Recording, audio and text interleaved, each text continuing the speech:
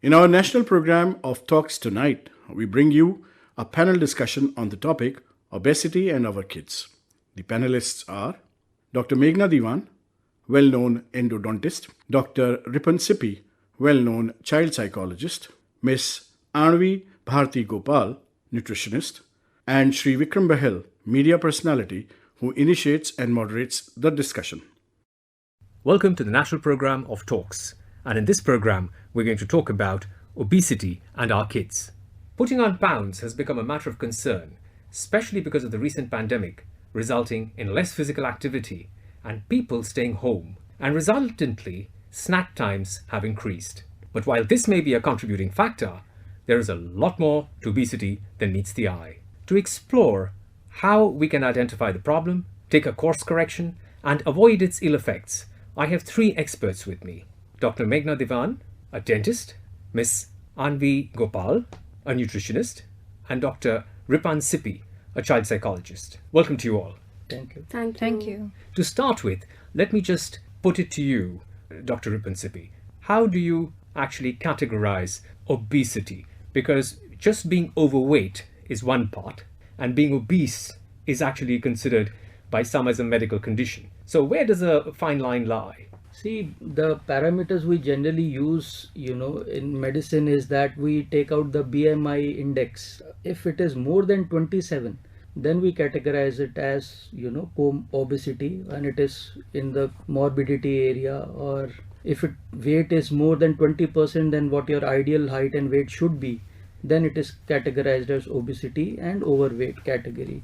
And there is a very strong link, in fact, between disease. Yes, many diseases, many medical conditions arise out of this. Like if you are obese, then you are more prone to developing cardiovascular problems, more prone to having diabetes, more prone to having hypertension, more prone to having your respiratory, distress or conditions, more prone towards even bone deformities or decompositions. So it's not just one thing, it has a chain reaction to it. So Anvi, do you think anybody coming with a weight problem first needs to be at least put through the test to see whether the person is just structurally big or is slightly overweight or is actually heading to very obesity? Rightly said, we must take all the anthropometric measurements that are required. So if a patient comes to me, so I would definitely take his BMI and other anthropometric measurements to firstly categorize him into a category, and then work on the various blood profile or other tests that are needed to be done. Meghna, how do you see, as a dentist in fact, this link between disease and being overweight? Because I know there have been studies in many parts of the world that link this very closely, and it goes much beyond just the teeth. It actually has an impact across the board on your entire body. So where do you see the problem for children specifically? I think obesity has a big relation with the current Western lifestyle, and a lot of kids are coming to me with a problem in their teeth. But when I look at it as a human, as we are growing adults, I feel that this is not just limited to teeth. Teeth are just one aspect of it, and diseases as such are a big circle. So we have to see the person as a whole. I have seen that obesity has a direct relation not only with teeth, it has a direct relation with a lot of diseases of the body. In fact, there was a study conducted by Dr. Dennis Burkitt, and he says that 99% of the diseases, including obesity, are preventable. They're all preventable, and lifestyle is one of the major factors which is responsible for the current state of affairs. I'm going to put this to you now, to all three of you, and I want you to give me your comments on it, because this is the core issue. What makes us fat and how to avoid getting there? And if we are there, how do we get back to normal? Ripan, first tell me, what makes us fat? There are multiple reasons for it. Number one is genetic. If you're already genetically prone to it, if somebody in your family already has obesity, then you have a genetic proneness towards it. Second is metabolic disorders. Some people may be having thyroid, diabetes. Again, they are medically prone, so that is the second case. Third is, as she mentioned very rightly, our lifestyles. If our physical activity is a lot less and the energy which we are taking in, the calorie content which we are consuming is more, then definitely you're going to gain weight. And then apart from that, the kind of food which we are eating nowadays, which is very high in saturated fats, high in sugar, high in carbohydrates, all these things which are very convenient to us, even the microwaves, ovens which we are using, if you generally take it, the kind of heat which they generate is quite different from the kind of heat you will get from a flame of, wood or from gas even. So all these unhealthy foods which we are consuming and our sedentary lifestyles, they all make a very deadly mixture and they cause obesity. But Ripon, if I may just add, in your specialization of psychology, they say that food can also be looked upon as a comfort food, and people eat just for comfort. Yeah, actually there are two theories floating around for this. One is something known as, what you said, is reactive eating. Reactive eating is when you try to console yourself. You are eating basically to push down something which is disturbing you. You are in distress, so you start eating, and that gives you some moments of happiness because food is tasty, so that gives you a bit of happiness. For some moments you become happy after eating food. Second is developmental eating, which is a bit different. It's basically because of a family, because nowadays we see a lot of nuclear families are coming, so it is very convenient for mothers who are generally given the burden of feeding the child and taking care of households apart from working. So they find it very convenient if they are able to give the child something which is quick and which is easily available also. But a good point you've made, because it also satisfies the parent to probably overfeed the child a bit because they feel they're looking after the child. But this has something more deeper into it. There is something known as conditioning which takes place. Right. When a mother is available, the child feels secure and the child feels safe. So the availability of mother is joined with the availability of food, and food and security become conditioned into the child's head. And this unhealthy habit generally, unfortunately, also takes place in front of TV. Most of the time, this is what we all also do. When the child is, getting fed, we put on the TV, or when the child is watching video game, they start eating something. So this happiness with the child is getting, this pleasure of watching TV or playing video games along with the food. So that food gets associated with the pleasure. Interesting. So that food intake itself becomes a goal for the child. That itself starts reinforcing this happiness feeling. So this is a very vicious cycle. Interesting, yes. But later on it leads to a lot of psychological issues, because the child then sees he or she is overweight, so they have dissatisfaction with their own body, they have body image issues, and then they have low self-esteem. So in order to get over that, they again eat more. So again they gain more weight, so again they have to eat more. So this again forms a very vicious cycle of depression. So let me just, Anvi, let me ask you that, since you have a lot of people who come to you who probably have already reached the point of becoming overweight and need to lose that extra weight, what is your suggestion to them? How should they go about it? How can they cut back on food, or is it some other magic trick that you have that makes them lose weight? No. So firstly, they have to reduce their calorie intake, especially from processed and ultra processed foods that are available these days.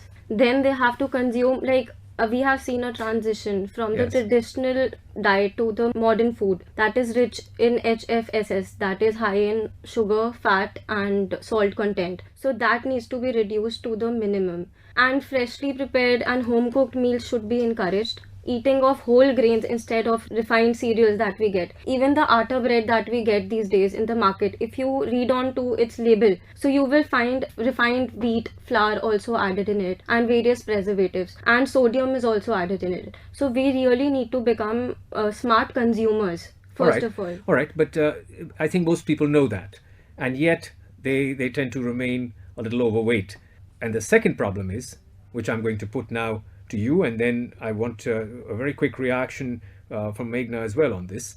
A lot of people go on these diets, where there are lots of what you call fad diets. Fad diets. Okay, and they come back after a while saying that, well, I've been successful in losing the weight, but a year down the line, they're back to it. Have you experienced this in the past? Yes. As we all see these days, fad diets are very trending, but the results that we get with using these fast diets are just limited for a very short period of time. Like if you want to lose 10 kilos in a period of 3 months by following such diets, you will, but you will start gaining that fat when you return to your modern diet very fast. Like I won't recommend fat diets at all. So Meghna, what do you say? How should one keep those pounds off? It's not just losing them, but then keeping them off. I'm very happy that you asked this question. Actually, I have been in this vicious cycle myself. So, and I think 80 to 90% people already are into fat diets. But I have learned this lesson, and that is that we should stick to the basics. Home cooked food is the best. In addition, adding on to whole grains in our diet and soluble fiber. Fiber intake is a very, very important part of a diet. So if we stick to the basics and lead this ahead as a lifestyle, that is what is going to last. So if we look at it now, there are three basic aspects. One is making sure that you don't eat too much, you don't eat the wrong foods, and then you exercise. Am I right? Right. So how much exercise in your view? I feel in aspect of children, they must exercise for 60 minutes, vigorous exercise daily. As far as adults, I recommend 30 minutes of brisk walking every day and some sort of yoga along with it. So I recommend exercise on a daily basis. And Meghna, do you suggest that people should look at some of these new branded diet plans? And also I believe there's a lot of new talk about some fasting and cutting down your intake between meals at least. What do you suggest on that?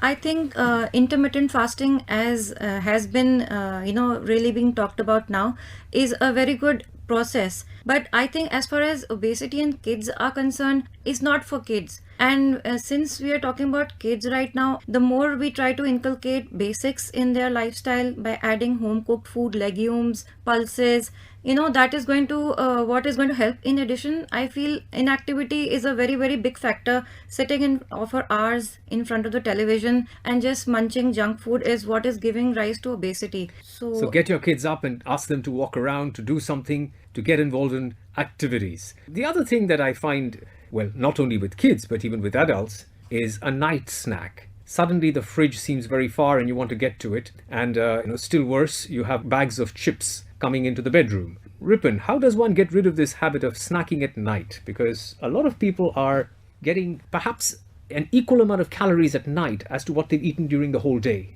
The answer is that we have a certain, program for this.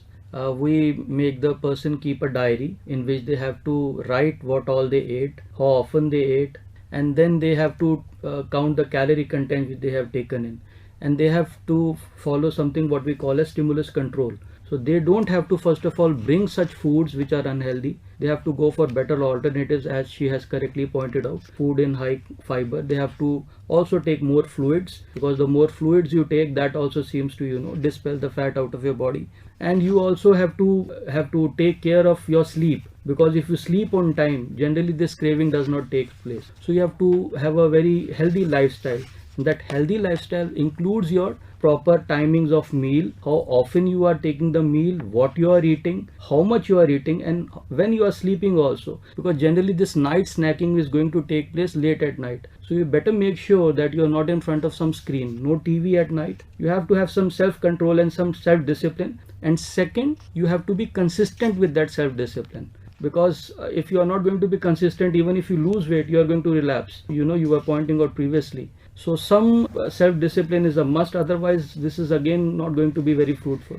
Meghna, where do we stand today internationally when it comes to children being overweight? Do you think India is still a little better off, or are we now at a dangerous level? Because some reports claim that we are second, in fact, in the world. Yeah, after China. I think you wanting to go in straight away. Please tell me. So according to WHO, it is said that by 2025, if proper interventions are not taken care of, India will have 17 million children in the category of obese. So that is a very, very, very big number. So as we all are discussing, childhood obesity is indeed an epidemic in India. And currently, we have 15% of overweight and obese children and adolescents in India. And this should really be taken care of. Also, I had seen in various reports, in India, only 2% of the GNP is contributed towards family and welfare awareness creating programs and various health interventions. Whereas by WHO, it is said that in the budget of the country, 5% of a GNP must be contributed towards it. Right. So I really feel something should be done about it. Andy, do you think the idea of more education in schools with regard to health, exercise, and not just physical fitness, but mental fitness too, because there seems to be quite a link between the two. Is that something that you would hope will be worked on in the future? I strongly hope, because when I was also in school, there was nothing related on what you should eat, what you should not eat, how to read the labels, what to buy, what to not buy. So I feel all these habits should be inculcated in the school itself. But before school, I really feel this should also be inculcated in the homes also, because parents are the real role models for their children. So if the parents already are practicing unhealthy food habits, then their children will tend to follow the same thing. And as rightly mentioned by Dr. Rupin, I have seen parents generally use food as a reward for their kids. So I really feel this practice should be stopped. Meghna, what do you think about the night snack and sweets? Because most people either have fried chips or something like that comes out of a packet, or they tend to go for sweets.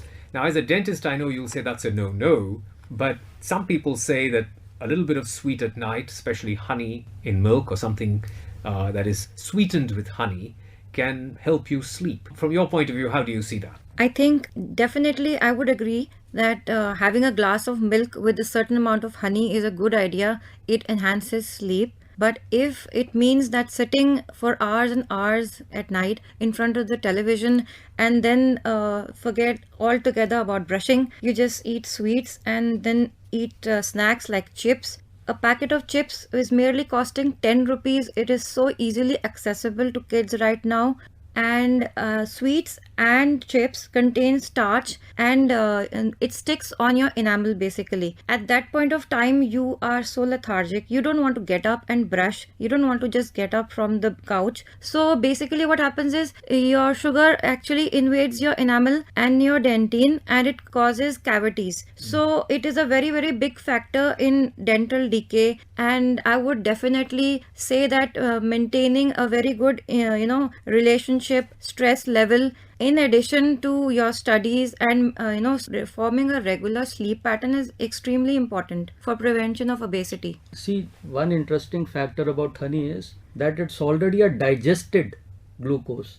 The bee has already taken in the fructose, it has digested, and that is regurgitated out, or it's spilled out in the form of the web, the honeycomb which we extract. So it's not the kind of sugar which we are generally taking in snacks. So this is a very different kind of a thing. Honey is okay, it's very purely natural. Even after 300 years, if you are going to warm the honey, you can have it. It has no preservatives in it, so it's completely okay. But if you take something unhealthy at night, which has preservatives, chemicals in it, or sugar in the form of which is not so nice as honey, which is already very natural and organic in it, then it's definitely going to have some problems with you, because your body is not used to it.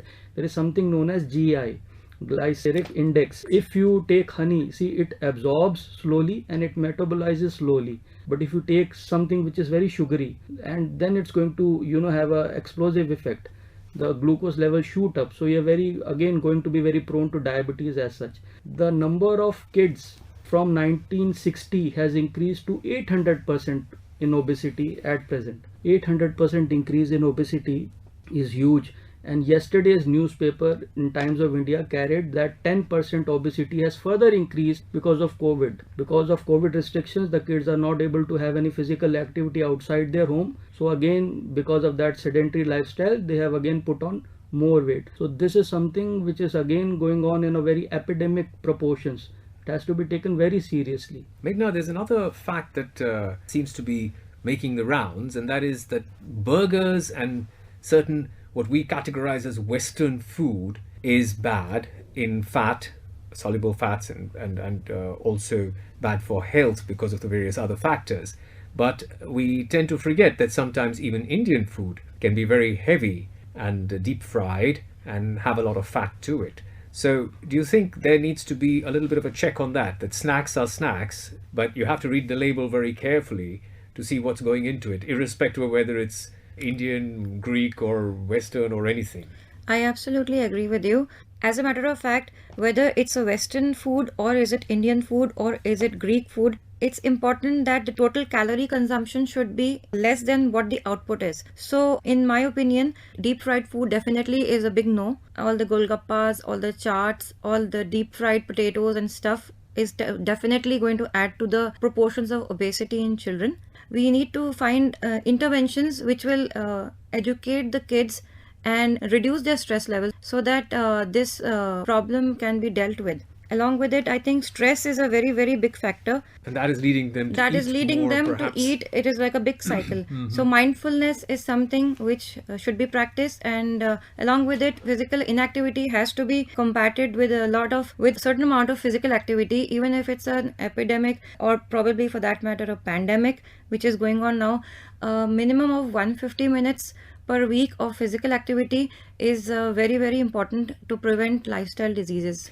Some of the advertisements these days tend to glorify eating that type of food, even though it may not be very good for you. What's your view on that? So many popular brands of noodles these days sell these noodles that are very rich in refined whole wheat flours. So that must be discouraged. And all these advertisements play a very major role in influencing these choices, especially made by the children, because children consider them as their role models, and whatever they will show in the advertisements, that this is nice, by drinking this you will feel more energized. So all this promotes more independence of the children towards the bad product. How can we tackle this, Ripon, if let's say advertisers are promoting something which is perhaps not very good for health? Do you think a label is important now, or do you think we should find some other way of putting a check on it? This requires a policy change from government. Okay, they have to make regulations which are strict, which prevents these marketing companies, putting labels which are misleading, because most of the time the information which they are giving is not actually correct.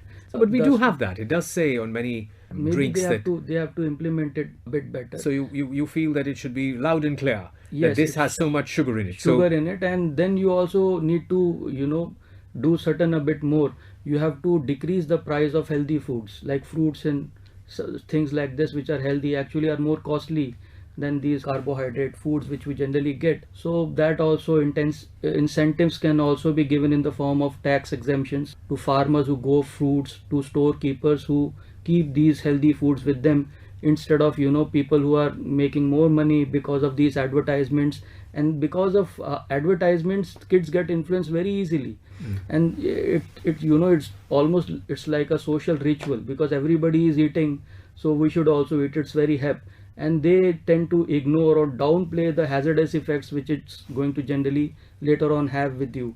This is something known as pluralistic ignorance in psychology, because somebody else is ignoring, we feel it's not something very dangerous, so we also try to play it down. Meghna, what do you think? Do you think that we need to do more in this area by way of education, sending out the right message? Sending out the right message. Also, when we are propagating yoga in my daughter's school, also they are propagating yoga, and I think physical activity is being taken care of in that perspective. At the same time, education to the students, which should be made available from the level of the school education, is a very, very important factor, because somehow at home I think parents also are in that cycle. No matter how hard they try, marketing also plays a very, very important factor in this. So parents also have some type of I would say a block, which can be only overcome if education is given at the level of the school. Education and also alternatives. I think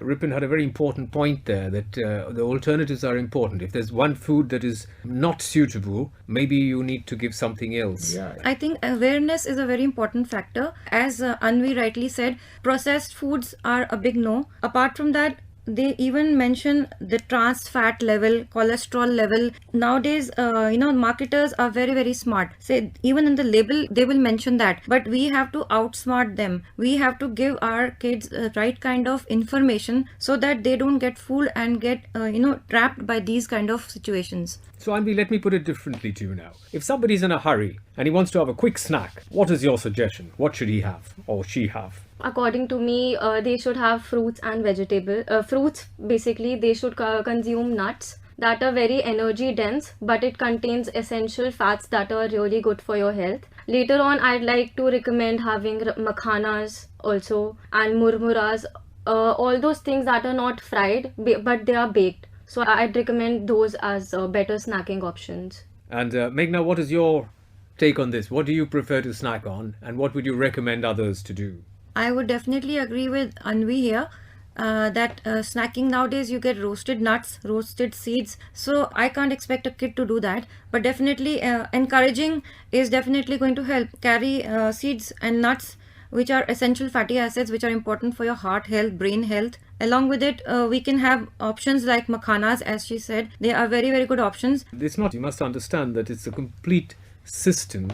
So you go to the school canteen, you're unlikely to get the items that you mentioned. So it'll have to be the school, it'll have to be not just the home, but various other places too. Do you agree with that? It needs to be a complete and holistic overall. Absolutely agreed, sir. So, Ripon, psychologically, I think people have got so used to eating what they're used to eating that for them to now rethink and start looking at other choices will take some time. And also, I think the availability factor, which I just mentioned, is this something that comes into play. Psychoeducation is very important. You have to educate them psychologically, and for this you need to maybe provide them with a detailed list of what all calorie contents each food item contains, what are healthy for you, what are not so healthy, how much of amount you can take, what are your timings which are good for you for taking meals, and certain habits you have to maybe give up, like you don't have to stock your fridge with unhealthy snacks, so you don't bring in all those things which are going to be unhealthy for you. You need to have certain self-discipline and control. For that we have certain things which are known as behavior analysis. We do an analysis of the behavior of the person, and then we go about restructuring it. As far as the school is concerned, I would like to add, we can make a change at the curriculum level itself. Kids can be taught, as in their syllabus, a separate chapter can be included, so that the kids would also be knowing what is healthy for them, what is not healthy for them. Kids who are bullied at school, who are teased at school, who are ridiculed at school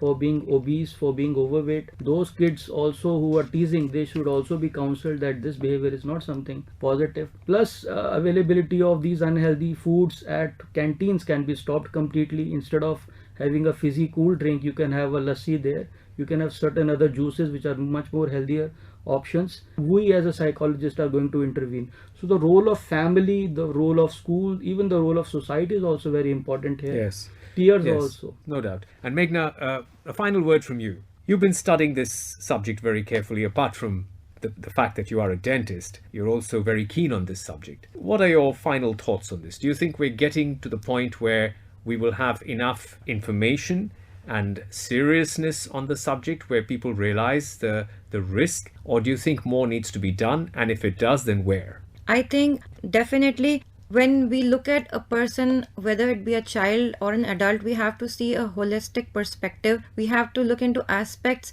of mindfulness, emotional eating, behavior therapy, and also look into giving the right information to the family. So this has to be carried forward, and I think it is nothing which is not possible. I think it is very much possible. Well, on that note, thank you all so much. Thank you very much. Thank you so much, sir. In our national program of talks tonight, you were listening to the program Obesity and Our Kids, a panel discussion which included Dr. Ripon Sippy, well-known child psychologist, Dr. Meghna Dewan, well-known endodontist, Miss Anvi Bharti Gopal, nutritionist, and Shri Vikram Bahel, who initiated and moderated the discussion. Produced and presented by Naveen K. Gupta, this program came to you from the AIR Live News 24/7 channel of All India Radio, Delhi.